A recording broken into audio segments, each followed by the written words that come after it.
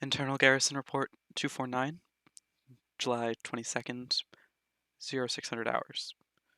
Reporting from the Sunrise Cathedral in Soma. Reporting officer is Captain Heimsson. It has been 11 hours since the sun changed, and Amaunator was killed. At the same time, the city of Tash was turned to glass. Due to the historical significance of these events, report will be made live by Echo Stone. From the outside, the cathedral looks almost the same as it always has. The marble exterior remains untouched, save for the golden insignia of the sun that hangs above the doorway. That is missing now. The staircase leading to the door and the ground nearby are covered in hundreds of those white worms, all dead. Tentatively, they have been called divine worms. This is one set of footprints in the worms already. Size 10 boots, brand and style identification will be added in the paper report.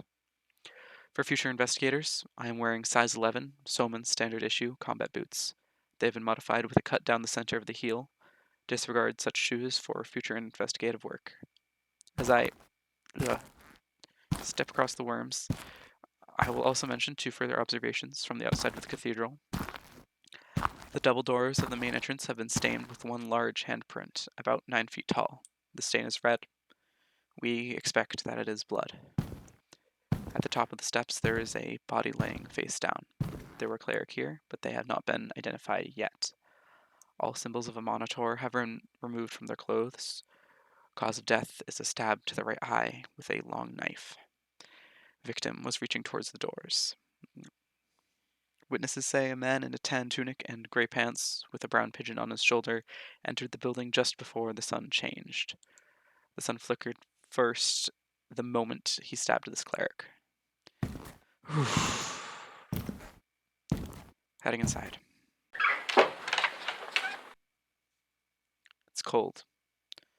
Whatever warmth or light the broken sun provides doesn't make it in here. The windows should let in light, but they don't.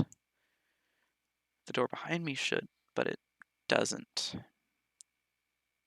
Igniting arcane torch.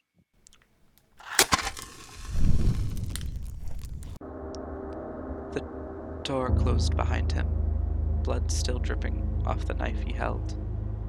The clerics around the room turned to him, casting spells. This girl at the third row of pews, Sandra, casted hold person. The confidence she had. There was one man against the strongest remaining clerics of Amaunator. The fear she had as their spells failed. Every single one.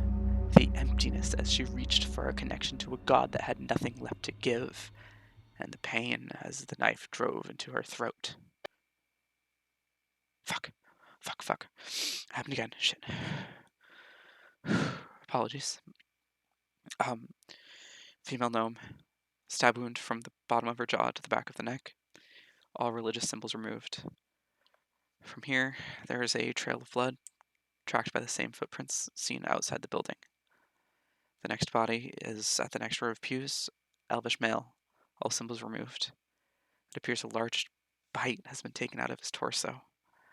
Not the size of a human mouth, jaw at least 2 feet wide. The shape of the teeth is similar to humanoids, though.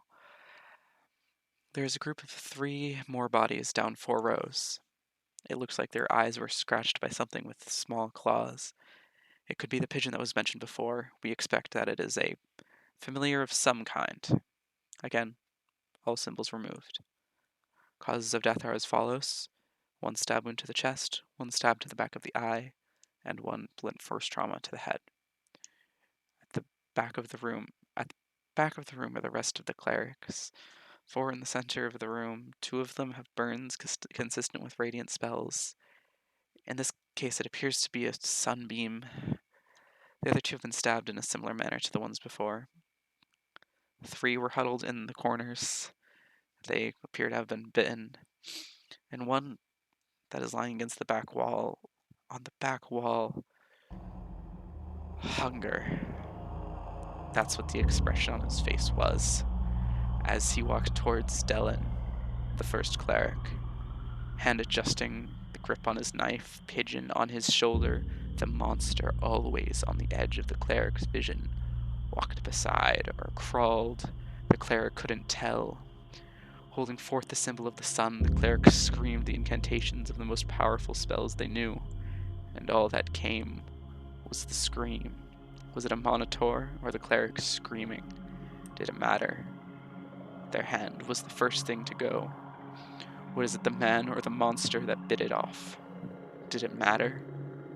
The hand pressed against them. The last thing they felt was the weight, the crack of their failing ribs, and the silence of their god.